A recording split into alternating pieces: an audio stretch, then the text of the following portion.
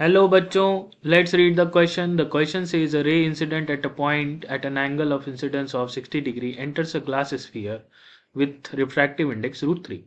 It is reflected and refracted at the farther surface of the sphere. The angle between the reflected and the refracted rays at this surface is. तो इस question का की concept होगा refraction. और ऐसे type के question में सबसे इंपॉर्टेंट बात ध्यान रखने वाली है कि नॉर्मल जो होगा वो हमेशा सेंटर से पास होता हुआ जाएगा। ठीक है, ये जो है हमारा इंसिडेंट रे वो 60 डिग्री एंगल पे है, ये काली वाली लाइन, ये यहां से फर्स्ट सरफेस से रिफ्रैक्ट करेगी, इसे मान लेते हैं ए, और ये जाएगी कुछ इस तरीके से इस पॉइंट बी पे। अब ये जो फार्दर एंड है यहां पे दो चीज होता है, पहला रिफ्लेक्शन और दूसरा रिफ्रैक्शन। ये हो गया पहला रिफ्लेक्शन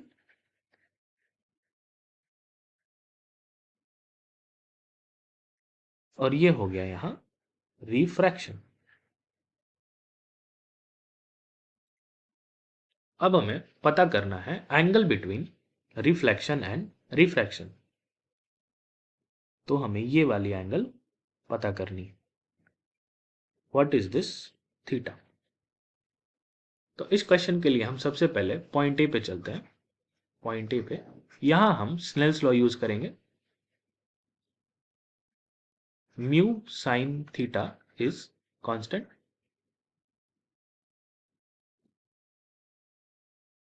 तो for point A, mu air sine 60 degree is equal to mu glass sine are.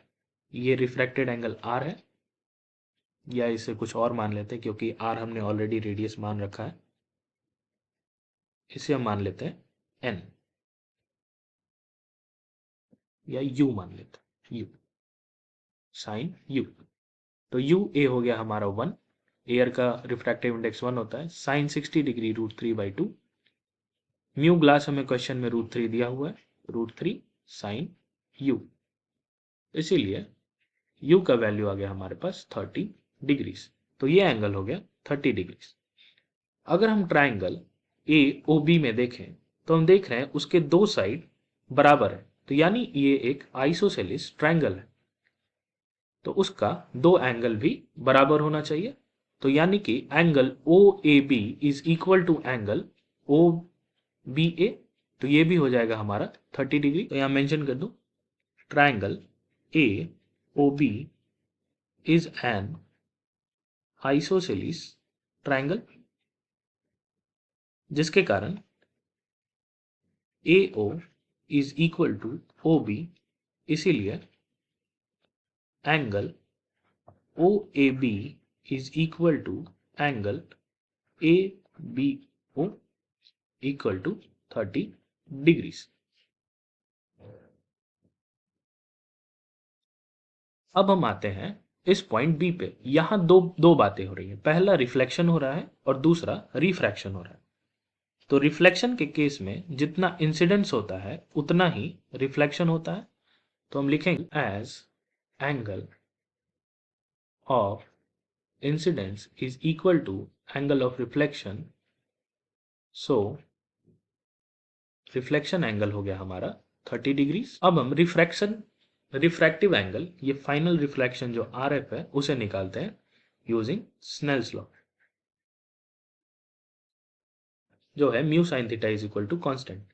तो ये हो गया mu G sine 30 degree is equal to mu A sine final refraction.